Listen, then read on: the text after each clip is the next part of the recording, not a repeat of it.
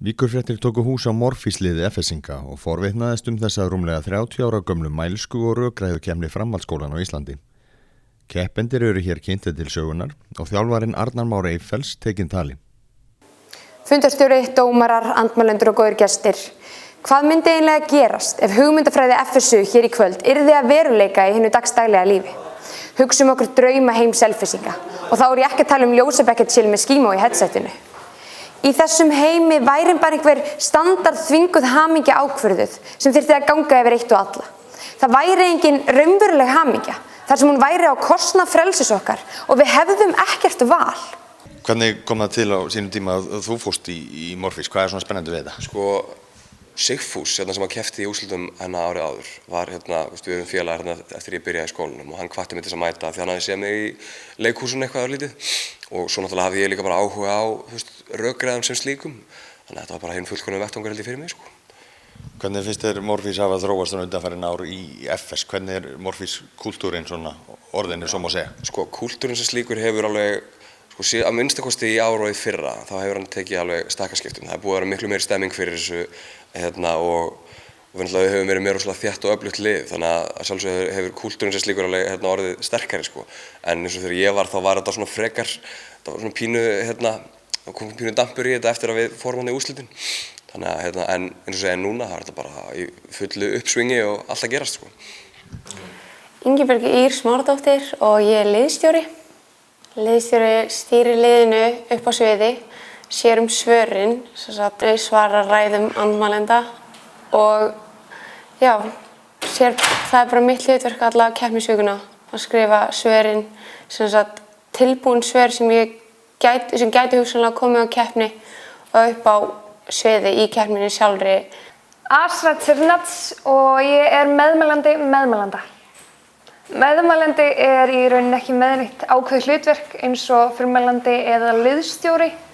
Heldur er meðmælandi bara ræðumaður númer 2 sem kemur fram hjá liði og hann í rauninni bara flytur ræðuna sína og það bara flytur hana bara mjög vel. Það er ekkert neitt sérstakt hlutverk sem er fyrir meðmælanda.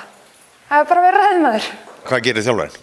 Hann sér að útbúa efni, ræður og svör í samvinnu við ræðumenn og skrifa svolítið svona eftir þeirra stíl og hvernig þær beita sér, að þau beita sér í pontu og annað. Og já, ég sef svona afreitt 10 tíma þessa keppnisvikur sem við erum að taka og já, það skilar svo oft í veikindum eins og núna, þannig að já. Á hverju er verið að leggja þetta á sig? Bara, þetta er ógeðslega gaman þetta er bara sjúklega mikil stemming og það er alltaf gaman að vinna. Hvað drífur áfram? Er þetta rosalega mikið keppnisskap? Er þetta bara eins og einhver íþrótt í rauninni? Þetta er bara, ég var í íþróttum alveg frá því ég var 5 ára, þetta er bara nákvæmlega sama dæmi. Þetta er liðsport og maður stillir bara upp öflugasta liðinu hverju sinni til þess að vinna og það keyrir mann rosalega mikið áfram Þannig að eins og segja, þetta er bara sport eins og hvað annað Já, það gleymist kannski í því að þetta er þessi liðsheild. Hversu mikilvæg er liðsheildin sem slík?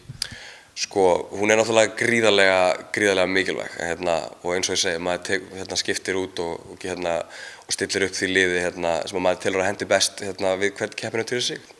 Sólborg Guðbjörnsdóttir og ég er stuðningsmaður og í þessari keppni er ég stuðningsmaður meðmælanda. Stuðningsmaður er seinasti ræðumaður upp í pontu og þegar við mælum með þá er ég næst seinasti ræðumaður keppninnar, þegar við mælum á móti er ég seinasti ræðumaður keppninnar og mér finnst það skemmtilega að fá að vera þegar við mælum á móti að fá að ljúka keppninni, það er eitthvað svona við stemming í því. Mér finnst rosalega gaman að koma fram á sviði. Ég hef verið að syngja sín ég var lítil og verið í leikritum og alls konar svoleiðis. Mér finnst rosalega gaman að rökræða, þannig ég held bara að þetta verið tilvalið og ég var beðin að taka þátt í fyrra, þetta er annað árið mitt í röð og ég er bara rosalega gaman á þessu, þetta er eitt af skemmtilegasta sem ég geri.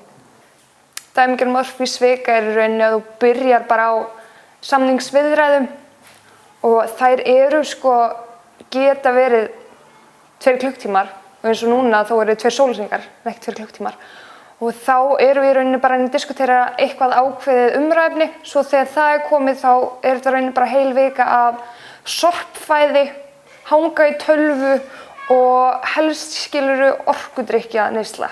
Þannig að hún rauninni gengur ekkert út á annað en það að ræða ræðurnar sínar og koma alltaf með nýja vinkla á umræðefni. Ég byrjaði að fylgjast með Morfís þegar FS komst í úrslit 2009 og keppti síðan í svona grunnskólaræðukeppni og þar kviknaði svolítið áhuginn fyrir þessu en svo lét ég ekkert að ég verða fyrir 5 árum seinna. Og já, bara ég hef gaman að þessu og mikið í að rífast.